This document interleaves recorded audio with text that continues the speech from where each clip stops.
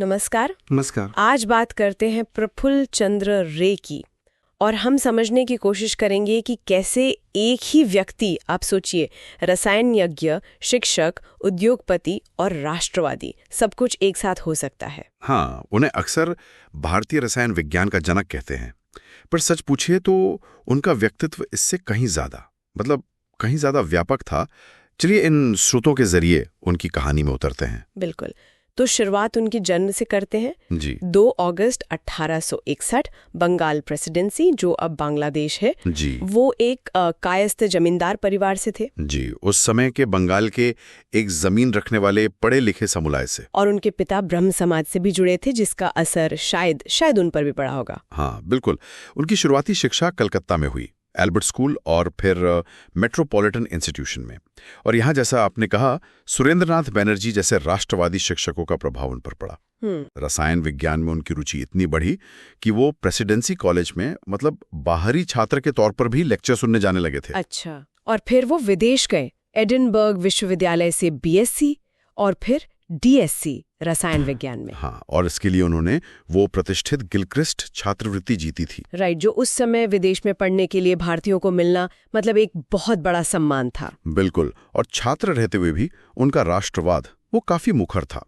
उन्होंने India before and after the mutiny पर एक निबंध लिखा था। हाँ, मैंने पढ़ा, और कहते हैं उस पर ब्रिटेन में भी काफी ध्यान दिया गया था। जी हाँ, यहीं से फिर उनका वैज्ञानिक सफर रफ्तार पकड़ता है। उनका खास काम था अकार्बनिक रसायन शास्त्र, और उसमें भी खासकर नाइट्राइट्स पर। नाइट्राइट्स? जी, 1896 में एक अहम खोज हुई, मर्क्यूरस नाइट्राइट। और ध्यान देने वाली बात है, ये नाइट्राइट था, नाइट्रेट नहीं। अच्छा, ये फर्क महत्वपूर्ण है। हाँ, क्योंकि ये पारा और हल्के नाइट्रिक एसिड की क्रिया से उन्हें अचानक एक पीला स्थिर क्रिस्टल मिला। ये अनपेक्षित था, पूरी तरह से एक्सीडेंटल टाइप। और इसका क्या महत्व था उस समय? हाँ, कुछ हद तक। देखिए, ये चौंकाने वाला इसलिए था क्योंकि उस समय नाइट्राइड यौगिकों को काफी अस्थिर माना जाता था। ओके। तो एक स्थिर मर्क्यूरस नाइट्राइट की खोज ने जो स्थापित मान्यताएं थीं उनको चुनौती दी, और इस फील्ड में रिसर्च की नई राहें खोल दी। उन्होंने फिर अमोनियम नाइट्राइट को भी शुद्ध रूप में बनाया और दिखाया कि वो 60 डिग्री सी तक गर्म करने पर भी स्थिर रहता है। अरे वाह! हाँ, और इस काम के लिए तो नोबेल विजेता विलियम रैमजे ने भी उनके काम की तारीफ की थी। इसी वजह से उन्हें मास्टर ऑफ नाइट्राइट्स कहा जाने लगा। Master of nitrites? वाह! लेकिन उनका काम सिर्फ नाइट्राइट्स तक ही तो सीमित नहीं था ना? नहीं, बिल्कुल नहीं। उन्होंने सोने, प्लैटिनम, इरिडियम जैसे कई और तत्वों के यौगिकों पर भी शोध किया। 1920 तक तो उनके 100 से ज्यादा शोध पत्र छप चुके थे। 100 से ज्यादा? कमाल है। जी। और वो कलकत्ता विश्वविद्यालय में रसायन विभाग और 1924 में इंडियन स्कूल ऑफ केमिस्ट्री के संस्थापकों में भी शामिल थे। तो विज्ञान के साथ साथ वो उद्योग और राष्ट्रवाद को भी बिल्कुल साथ लेके चल रहे थे।